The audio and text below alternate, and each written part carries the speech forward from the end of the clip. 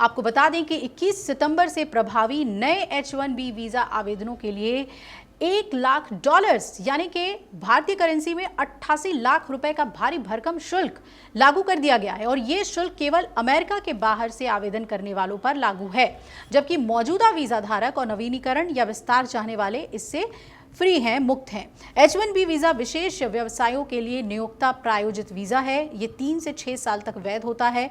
भारतीय पेशेवर H1B visa धारकों का 70% से अधिक हिस्सा है और अब इस बढ़ी हुई लागत के कारण अमेरिकी जॉब मार्केट में प्रवेश के लिए अन्य रास्ते भी तलाश रहे हैं। आपको हम बताएंगे कि और कौन से वीज़ा हैं जिसके रास्ते जो हमारे प्रोफेशनल्स हैं वो अमेरिका पहुंच सकते हैं और आईटी कंपनियां भी उसका सहारा ले सकती हैं। इनमें सबसे पहले नाम आ रहा है L1 वीज़ा का, यानी कंपनी के इंटरनल ट्रांसफ़र के लिए, और O1 वीज़ा यानी असाधारण प्रतिभा के लिए, साथ ही EB5 वीज़ा निवेशकों के लिए और OPT यानी ऑप्ट वैकल्पिक व्यवहारिक ट्रेनिंग जैसे विकल्प शामिल हैं। आइए इन वीज़ा के फीस के बारे में भी आपको बताएंगे और पात्रता यानी कि आपकी एलिजिबिलिटी क्या होनी चाहिए वो भी बताएंगे। सबसे पहले बात करते हैं L1 वीज़ा की। कंपनी में इंटरनल ट्रांसफ़र के लिए ये वीज़ा है। L1 वीज़ा उन कर्मचारियों के लिए है जो किसी बहुराष्ट्रीय कंपनी के विदेशी कार्यालय से अमेरिकी दफ्तर में ट्रांसफ़र हो रहे हैं। ये 2 तरह का होता है, पहला तो L1A यानी प्रबंधक कार्यकारी और दूसरा L1B विशेषज्ञ ज्ञान वाले कर्मचारी। इसकी लागत में USCIS फाइलिंग शुल्क $1055 यानी कि सिर्फ 92,000 रुपये है। वैकल्पिक प्रीमियम प्रोसेसिंग के लिए $2,805 लगभग 2.5 लाख रुपए और कानूनी शुल्क 4.5 लाख से 22 लाख रुपए तक शामिल है। पात्रता के लिए आवेदक को पिछले 3 सालों में कम से कम 1 साल तक कंपनी के लिए विदेश में काम करना होगा और कंपनी का अमेरिका और विदेश में दफ्तर होना भी अनिवार्य होगा। अब एक और वीज़ा है जिसको O1 वीज़ा कह रहे हैं, असाधारण प्रतिभा को मिलने वाला वीज़ा है ये।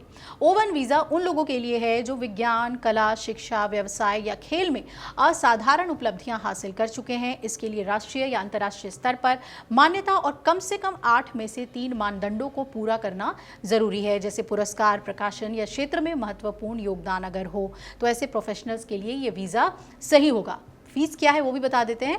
इसकी लागत में USCIS शुल्क $1,055 लगभग 92,000 रुपए, प्रीमियम प्रोसेसिंग फीस $2,805 यानी लगभग 2.5 लाख रुपए, कानूनी शुल्क 4.8 लाख यानी कि 7 लाख रुपए और 2025 से लागू वीज़ा इंटीग्रिटी शुल्क $250 लगभग 22,000 रुपए है शामिल है। इसके लिए व्यापक दस्तावेजीकरण की ज़रूरत होगी। डॉक्यूमेंट्स अगर आपके पास है, ये फीस आप भरिए और आप जा सकते हैं। EB5 वीज़ा की बात करते हैं। निवेश के जरिए स्थायी निवास के लिए वीज़ा। EB5 वीज़ा उन निवेशकों के लिए है जो अमेरिका में बड़ा इन्वेस्ट कर स्थायी निवास चाहते हैं, यानी कि इन्वेस्ट कीजिए और अमेरिका में रहिए।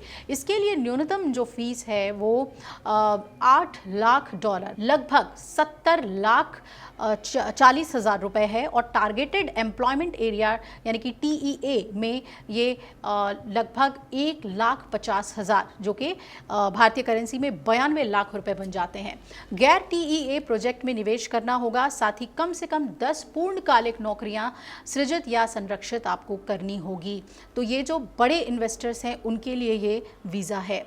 लागत में प्रशासनिक शुल्क निवेश का 10% लगभग 7 लाख रुपए, कानूनी शुल्क 22 लाख से 30,80,000 रुपए और USCIS शुल्क $12,160 जो कि लगभग 10,60,000 के करीब है और I-829 के लिए $9,525 यानी लगभग 8,30,000 रुपए शामिल हैं।